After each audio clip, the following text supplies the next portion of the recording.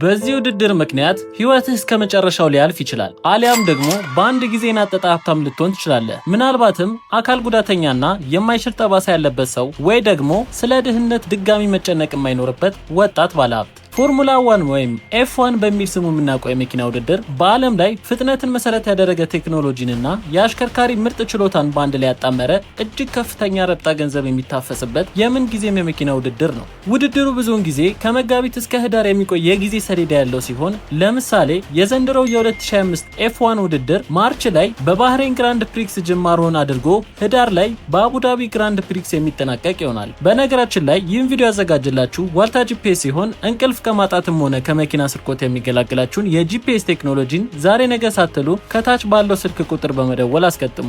በዚህ ውድድር ላይ አንድ አሽከርካሪ ውድድሩን ሲያሸንፍ ከቡድኑና ከስፖንሰር በስምምነት በጠቅላላ ከ100,000 እስከ $1 ሚሊዮን የሚያደርስ ቦነስ የሚያገኝ ይሆናል። እንዲሁም በአመቱ መጨረሻ ላይ አንድ ተወዳዳሪ ወርልድ ሻምፒዮን የመሆን እድሉ ከገጠመው ከቡድኑና ከኤፍ1 ድርጅቶች ከ10 እስከ $20 ሚሊዮን የሚደርስ ቦነስ ሊያገኝ ይችላል። አጀብ ነው። ታዲያ ነገሮች ሁሉ አልጋ ባልጋ አይሆኑምና በዚህ ውድድር ላይ እጅግ ከባድ አደጋ ሊከሰት ይችላል። ተወዳዳሪዎች በሚያደርጉት ከፍተኛ ትንቅንቅ ውስጥ አሰቃቂና አካል የሚያጎድል ብሎም ለሞት ሊዳርግ የሚችል ሪስክ ያለው ውድድር ነው። አንድ ተሽከርካሪ በጣም ከፍተኛ በሆነ እስከ 370 ኪሎ ሜትር በሰዓት የሚደርስ ፍጥነት ስለሚኖረው ከሌሎች መኪኖች ጋር ቢጋጭ የአጥንት መሰበር፣ የአንገት ጉዳት፣ ለሞት የሚያደርስ አሰቃቂ ጉዳት ሊከሰት ይችላል። ይህ በሚሆንበት ጊዜ ታዲያ ጉዳቱን ለመቀነስ መኪናው ላይ የተገጠሙ የተለያዩ ሴፍቲ ፕሮፐርቲ ስላለው ምናልባት እሳት ቢነሳ እንኳን ቶሎ ለማስቆም የሚረዳ ብዙ ነገሮች በውስጡ ይዟል። ስለሆነም ፎርሙላ 1 በጣም ከፍተኛ ገንዘብ የሚታፈስበት